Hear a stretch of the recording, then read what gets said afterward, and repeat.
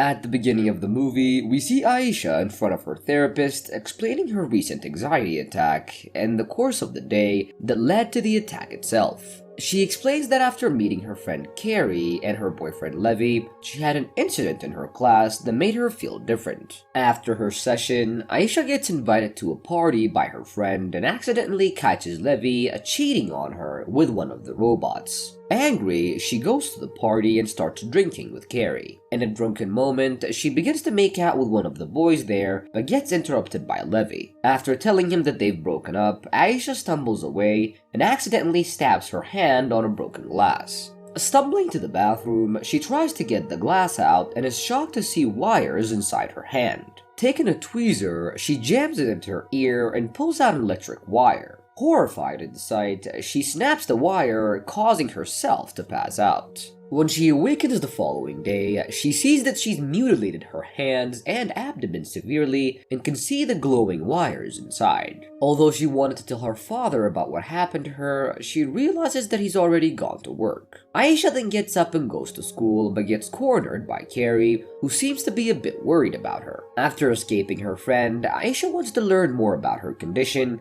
and speaks to the humanoid androids that were at the school's property. When she shows the bot the wiring in her system, it tells her that it's actually her processing system, which makes her realize that she too is a robot.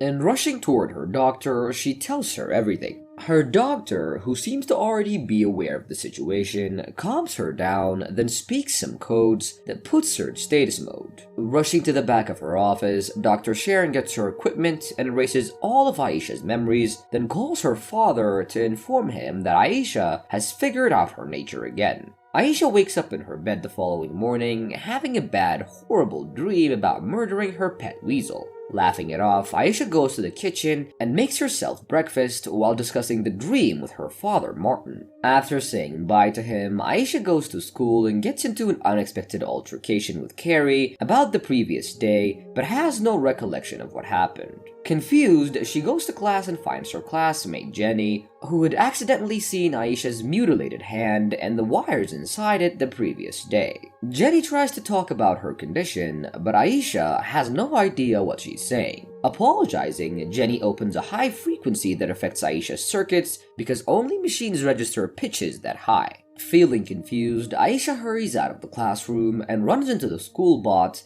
that she's already spoken to yesterday. When it mentions that her attitude was the same as the previous day that they talked, she takes him to the side and questions him about it, and after checking her, he explains that her memories were wiped and restores it all for her. Once all of her memories are restored, Aisha starts to panic and runs out of the school as the events of the previous day flash in her mind. She runs toward the town's limits, but when she tries to cross, her body was incapable. Next, we're taken to a fancy gathering outside, where an owner of a large technological company by the name of Noah is giving a presentation about nanobots that could enter the ear and fix deafness by fusing to the brain. After an impressive demonstration, one of his workers takes him aside and mentions the town Aisha's located in, telling him that they have a problem there. Back at her school, Aisha speaks to Levi and manages to get cheat codes that the students use to make the robots do certain unsolicited tasks. After getting the codes, she starts using them to activate certain functions in her body that were technically kept dormant, and even manages to stop her simulated menstruation. Excited by the new development, Aisha keeps trying new codes and activates the one that allows face recognition and data download.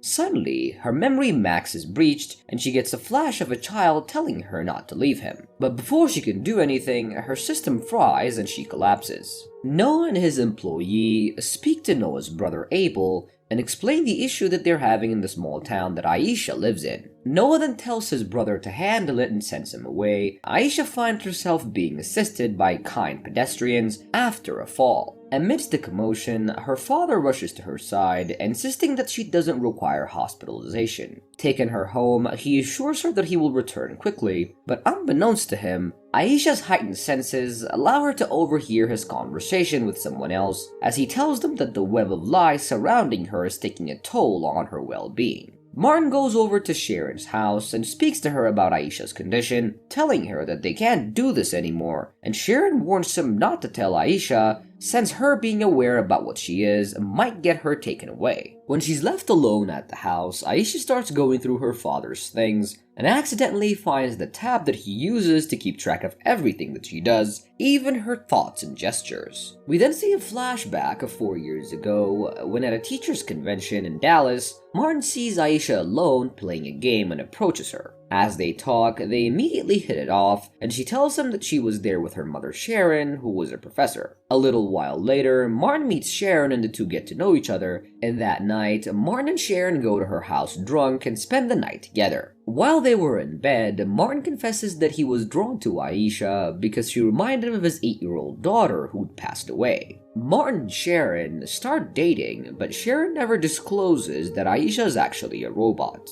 One afternoon after Aisha calls Martin to pick her up, Aisha suddenly malfunctions in his car. Because of the malfunction, Sharon is forced to put her in status mode, and as they return to the house, Martin is angry that Sharon never told him this information. She explains that she needed to keep Aisha a secret for her safety, and unable to cope with this piece of information, Martin decides to leave. 2 months later, Sharon finds Martin in a cafe and tells him that Aisha misses him a lot, which is a feeling that he shares as well. The two of them come to an agreement that she and Aisha would move to California with him, and he would pose as her father while Sharon stayed simply as her doctor. In the future, Aisha finally decides to confront her father while he was sitting in the living room in hopes of getting the truth out of him. Martin explains to Aisha that she was a program that Sharon created while working for a robotics company, but they didn't want her to develop Aisha to that degree. He tells her that if they ever find her, they will kill her, and angry, Aisha leaves the house and goes to the school, feeling like she doesn't have anywhere to go. She runs into the bot that helped her before, and he helps her make her system so that her memories cannot be erased anymore. She then goes to Sharon's house and confronts her about the constant surveillance, and she then threatens to release a video she made of herself online unless Sharon stops. In hopes of saving her, Sharon agrees and disconnects all the surveillance that she has on Aisha. Telling her that she's gonna do anything she wants now, Aisha leaves Sharon's house. We then see her starting to exercise her newfound freedom by completely changing her looks and the way she dresses. She then goes to school where Carrie and Levy try to speak to her, but she decides to avoid them. In her house, Sharon was going through Aisha's data and remembering the conversation that she had with her boss when she first made her. They had thought that her work was a waste and wanted her to stop it, and she had tried to take Aisha away from her and kept her in a box so that no one else would see her.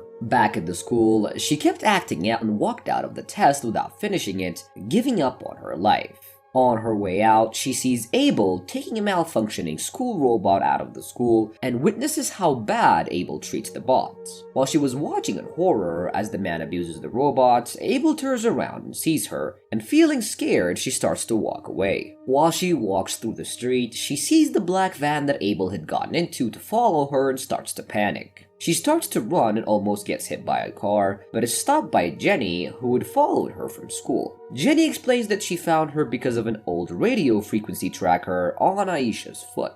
Back at the school, Abel was interacting with another one of the school bots and decrypts the private information in their system. As he goes through the files, he sees the conversation that the robot had with Aisha as she showed it her lacerated hand and the wires inside. While he was looking at the image, Carrie, who had been secretly watching, takes a picture of Aisha's picture. Outside the school, Jenny helps Aisha get the tracker out of her foot and takes her to a secret place which she explains that they used to spend a lot of time in, even though Aisha doesn't really remember. The two formulate a plan, and Aisha goes home to get her things and see her father, who begs her to stay. After convincing him that it would be safer for her to leave, Aisha heads out and meets Jenny and Levy, who agree to drive them out of the city. Abel ambushes Carrie inside of her car that night and removes the image that she had taken earlier from her phone and then injects her with an unknown substance. Sharon then goes to meet Martin to talk about Aisha, but when they return to her house, they find Abel waiting for them, and angry, Martin threatens to call the police, but Abel warns him not to because it would expose Sharon's theft. And on the road, we see that Aisha and her friends are on their way to Canada. While he drives, Aisha brings up what Levy had done with the school robots and is disappointed when he makes an unsolicited comment about how it was just a machine that he supposedly cheated with, offending Aisha cause she's kind of also a robot. The group spends the night in a motel, and in the morning, Jenny tries to restore Aisha's old memories while Levy was away to get coffee. Meanwhile, Abel has taken all of the data that he's gathered on Aisha and was showing it to his brother. Aisha was still connected to Jenny's tab as all of her erased memories flash through her mind one by one. She remembers that she and Jenny used to be more than just friends, sharing more than just a kiss. The two had spent most of their time together, and Aisha had started to become obsessive about Jenny, unable to do anything but think about her new love. Martin had been concerned and took her to Sharon to adjust Aisha to a more normal setting where she doesn't obsess over anyone. Sharon had wiped out the memories that Aisha had of Jenny and made it so that she didn't know her, which hurt Jenny at the time. Aisha also remembers the first time Sharon presented her to her bosses, and also when they rejected her, taking her to a warehouse where Abel threatened that she would spend her life there forever. And suddenly, Aisha wakes up and runs out screaming after all of these revelations. As Aisha ran through the remote road, memories that she had forgotten flashed through her head, and she remembered a child robot that had been left in the warehouse with her that she promised that she wouldn't leave.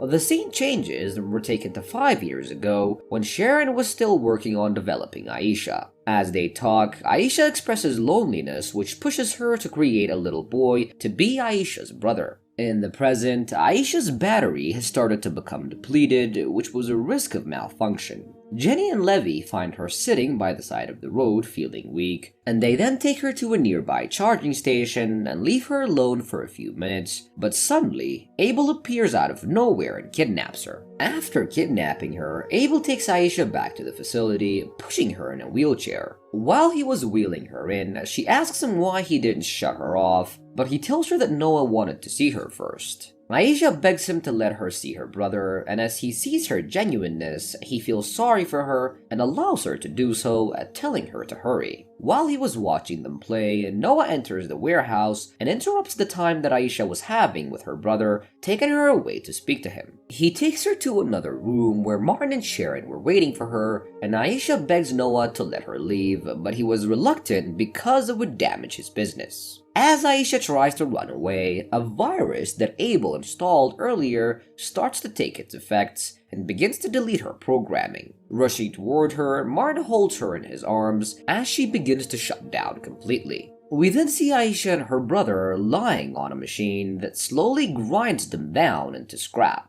Unable to do anything, Sharon and Martin leave the facility, devastated by their loss, and the two head out of the facility and are met by Levy and Jenny, who immediately realize that Aisha was gone. A few days later, Levy and Jenny return to school, and as they were walking through the hallway, they run into the bot that continuously helps Aisha, who reveals that they used to have a daily appointment. And after multiple tries of Aisha's passwords, they can activate the data that she's been storing in the robot. She leaves her father a message telling him that Levy and Jenny uploaded her data, explaining that she's looking for someone to build her the right body. And the movie ends as we're taken to a dark small factory where people are working on robot bodies, and in the corner, Aisha's body stands completely unmoving. And with that, the movie comes to an end.